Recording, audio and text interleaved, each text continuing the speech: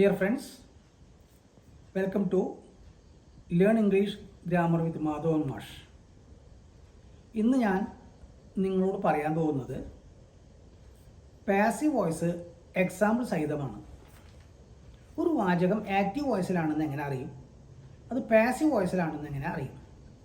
അതിൻ്റെ simple present തൊട്ട് present perfect continuous വരെയുള്ളതാണ്. ഞാൻ 3 പാസീവ് ഉണ്ട്, 4 പാസീവ് ഇല്ല. അതാണ് ഞാനിവിടെ പറയാൻ പോകുന്നത്. സിമ്പിൾ പ്രസൻറ്റ് ടെൻസ് ആണ് ആദ്യം.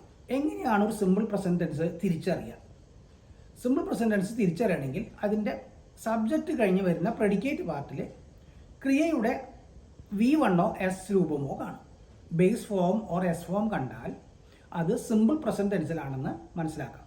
അപ്പോൾ പ്രെഡിക്കേറ്റിൽ ബേസ് ഫോമോ എസ് ഫോമോ, അതായത് ബേസ് ഫോമോ V1 എസ് ഫോമോ കണ്ടാൽ അത് സിമ്പിൾ പ്രസൻറ്റ് ടെൻസ് ആണെന്ന് മനസ്സിലാക്കാം. അതിൻ്റെ പാസീവ് വോയിസിൽ മാറ്റം വരിക എങ്ങനെയാണെന്ന് വെച്ചാൽ is or am or are plus past participle ആണ് അതിൻ്റെ പാസീവ് വോയിസിൽ വരിക. Is or am or are plus past participle ആണ് ഈറ്റ് അല്ലെങ്കിൽ ഈറ്റ്സ് എന്ന സ്ഥലത്ത് മാറി വരിക.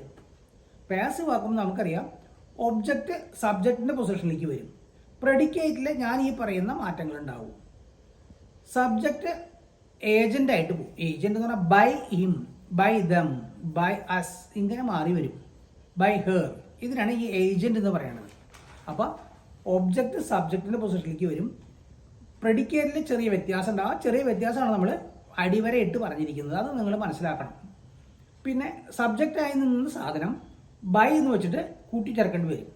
അപ്പോൾ ബൈ ഹിം, ഷീ എന്നാണെങ്കിൽ ബൈ ഹെർ, ദേ എന്നാണെങ്കിൽ ബൈ ദം, വി എന്നാണെങ്കിൽ ബൈ അസ് ഇങ്ങനെ വരും. ഇതിനായി ബൈ അസ് എന്നൊക്കെ ഉപയോഗിക്കുന്നതാണ് ഏജന്റ് എന്ന് പറയാം. അപ്പോൾ സബ്ജക്റ്റ് ഏജന്റായി മാറും, ഒബ്ജക്റ്റ് സബ്ജക്റ്റായി മാറും. പ്രെഡിക്കേറ്റിൽ സ്ലൈറ്റ് ഡിഫറൻസ് ഉണ്ടാവും. ആ ഡിഫറൻസ് നമ്മൾ ഓർമ്മ വെച്ചിരുന്നാൽ പാസീവ് വോയിസ് എന്താണെന്ന് മനസ്സിലാക്കാൻ പറ്റും. അപ്പോൾ ഈറ്റ് അല്ലെങ്കിൽ ഈറ്റ്സ് എന്നുള്ള ബേസ് ഫോം പോയിട്ട് പാസീവിലെ is or am or are plus past participle എന്ന് വരും. പാസ്റ്റ് പാർട്ടിസിപ്പിൾ എന്ന് പറഞ്ഞാൽ V3 എന്നാണ് അർത്ഥം. ഇനി രണ്ടാമത് പ്രസന്റ് കണ്ടിന്യൂസ് ആണ്. എങ്ങനെ പ്രസന്റ് കണ്ടിന്യൂസ് തിരിച്ചറിയുക? ഈ is or am or are plus ING കണ്ടാൽ അത് പ്രസന്റ് കണ്ടിന്യൂസ് ആക്റ്റീവ് ആണെന്ന് മനസ്സിലാക്കാം. ആക്റ്റീവ് വോയിസ് എന്ന് പറഞ്ഞാൽ കർത്തരി പ്രയോഗം. കർത്താവിന് പ്രാധാന്യം എടുത്ത് പറയുന്ന വാചകത്തെ കർത്തരി പ്രയോഗം എന്ന് പറയും. അതിന് പാസീവ് വാക്യം എന്താ വരിക? Is or am or are plus being plus V3 അല്ലെങ്കിൽ പാസ്റ്റ് പാർട്ടിസിപ്പിൾ. അപ്പോൾ അവൻ ഒരു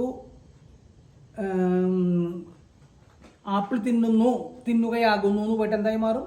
ഒരാപ്പിൾ അവനാൽ തിന്നപ്പെടുകയാകുന്നു എന്ന് വരും. Present continuous is eating an apple ആണ്. അതിൻ്റെ passive an apple is being eaten by him. അപ്പോൾ is or am or are plus being plus V3 വന്നാൽ പ്രസന്റ് കണ്ടിന്യൂസിൻ്റെ പാസീവാണ് വാചകം എന്ന് മനസ്സിലാക്കാൻ പറ്റും. ഇനി നമുക്ക് പ്രസന്റ് പെർഫെക്റ്റ് എന്ന് പറഞ്ഞാൽ എങ്ങനെയാണ് തിരിച്ചറിയുക? അതിൻ്റെ പ്രെഡിക്കേറ്റിൽ ഹാസ് അല്ലെങ്കിൽ ഹാവ് പ്ലസ് V3 കണ്ടാൽ, V3 അല്ലെങ്കിൽ പാസ്റ്റ് പാർട്ടിസിപ്പിൾ കണ്ടാൽ അത് പ്രസന്റ് പെർഫെക്റ്റ് ആക്റ്റീവ് ആണെന്ന് മനസ്സിലാക്കാൻ പറ്റും. He has eaten an apple, അവനൊരു ആപ്പിൾ തിന്നിട്ടുണ്ട്. അതിന് പാസീവ് ആക്കുമ്പോൾ എന്താ പറയുക വെച്ചാൽ ആപ്പിൾ ഇങ്ങോട്ട് വരണം. An apple has been eaten by him now. ആപ്പിളിൻ്റെ പകരം ആപ്പിൾസ് ആണെങ്കിലോ ഹാവ് ബീൻ നൗ. അപ്പോൾ has or have plus been plus V3 കണ്ടാൽ പ്രസന്റ് പെർഫെക്റ്റ് പാസീവ് ആണ് ആ വാചകം എന്ന് മനസ്സിലാക്കാൻ പറ്റും. അപ്പം 3 കഴിഞ്ഞു. ഇനി നാലാമത്തെ വാചകം പ്രസന്റ് പെർഫെക്റ്റ് കണ്ടിന്യൂസ് ആണ്. ആ പ്രസന്റ് പെർഫെക്റ്റ് കണ്ടിന്യൂസ് ആക്റ്റീവിൽ മാത്രമേ ഉള്ളൂ, പാസീവ് ഇല്ല. അപ്പോൾ ആക്റ്റീവിൽ അതിനെങ്ങനെയാണ് ഉണ്ടാവും? അതിൻ്റെ പ്രെഡിക്കേറ്റ് നോക്കിയിട്ടാണല്ലോ നമ്മൾ ആടെ ടെൻസ് ഏതാന്ന് പറയുക. Has or have plus been plus ING form കണ്ടാൽ പ്രസന്റ് പെർഫെക്റ്റ് കണ്ടിന്യൂസ് ആണ്. ദീർഘകാലമായി ചെയ്തുകൊണ്ടിരിക്കുന്ന പ്രവൃത്തിയെ സൂചിപ്പിക്കാനാണ് പ്രസന്റ് പെർഫെക്റ്റ് കണ്ടിന്യൂസ് ഉപയോഗിക്കാമെന്ന് ഞാൻ മുമ്പ് പറഞ്ഞു തന്നിട്ടുണ്ട്. അതിന് പാസീവ് ഇല്ല. എന്ന് ചോദിച്ചാൽ എന്താ ഇല്ലാത്തതെന്ന് ചോദിക്കരുത്. കാരണം ഇംഗ്ലീഷിൽ കണ്ടെടുത്തിയാൽ അവർ അത് പറഞ്ഞിട്ടില്ല. അതുകൊണ്ട് നമ്മൾ അതിന് പാസീവ് എഴുതാറുമില്ല. ഇതാണ് 4 ടെൻസുകൾ.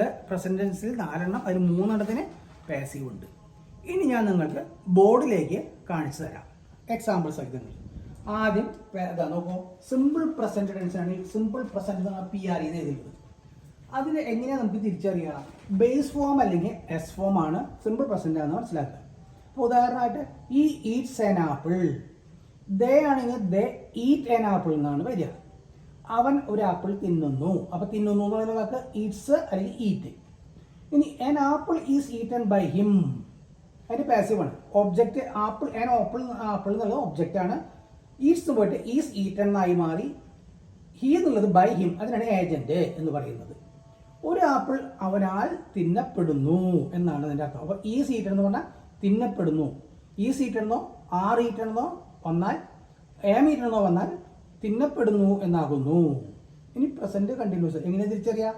Is am are plus I N G കണ്ടാൽ പ്രസന്റ് കണ്ടിന്യൂസ് ആണെന്ന് മനസ്സിലാക്കാൻ പറ്റും. തിന്നുകയാകുന്നു, അവൻ ഒരു ആപ്പിൾ തിന്നുകയാകുന്നു. അവരാണെങ്കിലോ ദേ ആർ ഈറ്റിംഗ്. ഐ ആണെങ്കിലോ I am eating an apple. ഇനി അതിന്റെ പാസീവ് എന്ന് പറയുമോ an apple is being eaten by him. അപ്പൊ എന്തുവാ? ഈസ് ഈറ്റിംഗ് എന്നുള്ള പോയിട്ട് ഈസ് ബീങ് ഈറ്റൺ എന്ന് വന്നു. പ്രെഡിക്കേറ്റിൽ മാറ്റം വന്നു. ഇതാണ് മനസ്സിലാക്കേണ്ടത്. അപ്പൊ ഈസ് ഈറ്റിംഗ് തിന്നുകയാകുന്നു അല്ലെങ്കിൽ ഈസ് ബീങ് ഈറ്റൺ എന്ന് പറഞ്ഞാൽ തിന്നപ്പെടുകയാകുന്നു എന്ന് വരുന്നു. അപ്പൊ പ്രസന്റ് കണ്ടിന്യൂസിന്റെ പാസീവും കഴിയും. ഇനി പ്രസന്റ് പെർഫെക്റ്റ് ആണ് മൂന്നാമത്തെ. അതിൽ പ്രസന്റ് പെർഫെക്റ്റ് ആക്റ്റീവ് എങ്ങനെ മനസ്സിലാവുക? അതിന് പ്രെഡിക്കേറ്റില് ഹാസ് അല്ലെങ്കിൽ ഹാവ് പ്ലസ് V3 കാണാം. V3 എന്ന് പറഞ്ഞാൽ PP, past participle of the verb. ഇനി അതിന് ഉദാഹരണം പറയും, ഈ has eaten an apple. Present perfect ആണെന്ന് മനസ്സിലായി. ഹാസ് അല്ലെങ്കിൽ ഹാവ് പ്ലസ് V3 കണ്ടാൽ പ്രസന്റ് പെർഫെക്റ്റ് ആണ്. അവൻ ഒരു ആപ്പിൾ തിന്നിട്ടുണ്ട്. ഈ തിന്നിട്ടുണ്ട് എന്നുള്ള പാസീവ് ഫോം എന്താ വരിക? തിന്നപ്പെട്ടിട്ടുണ്ട് എന്നാവും. തിന്നപ്പെട്ടിട്ടുണ്ട്. എങ്ങനെയാ വരിക മാറ്റം? ഹാസ് ഈറ്റൺ പോയിട്ട് എന്തായി മാറും? ഒബ്ജക്റ്റ് ആൻ ആപ്പിൾ ആണ്, അത് ഇങ്ങോട്ട് വന്നു, സബ്ജക്റ്റിന്റെ പൊസിഷനിൽ വന്നു. ഹാസ് ഈറ്റൺ പോയിട്ട് ഹാസ് ബീൻ ഈറ്റൺ എന്നായി മാറി. ഹി എന്നുള്ളത് എന്തായി മാറി? By him. ഇതിനാണ് ഏജന്റ് എന്ന് നമ്മൾ പാസീവിൽ പറയുന്നത്. ഒരു ആപ്പിൾ അവനാൽ തിന്നപ്പെട്ടിട്ടുണ്ട്. ഇനി നാലാമത്തെ പ്രസന്റ് പെർഫെക്റ്റ് കണ്ടിന്യൂസ് എങ്ങനെ തിരിച്ചറിയുക? അതിന്റെ പ്രെഡിക്കേറ്റില് ഹാസ് അല്ലെങ്കിൽ have plus been plus ING കണ്ടാൽ അത് പ്രസന്റ് പെർഫെക്റ്റ് കണ്ടിന്യൂസ് ആണെന്ന് മനസ്സിലാക്കാൻ പറ്റും. ദീർഘകാലമായി ചെയ്തുകൊണ്ടിരിക്കുന്ന കാര്യം. He has been eating an apple. അവൻ ഒരു ആപ്പിൾ തിന്നുകൊണ്ടിരിക്കുന്നുണ്ട്. 2 മണിക്കൂറായി, 3 മണിക്കൂറായി, അങ്ങനെ പറയില്ലേ? അതിന് പാസീവ് ഇല്ല.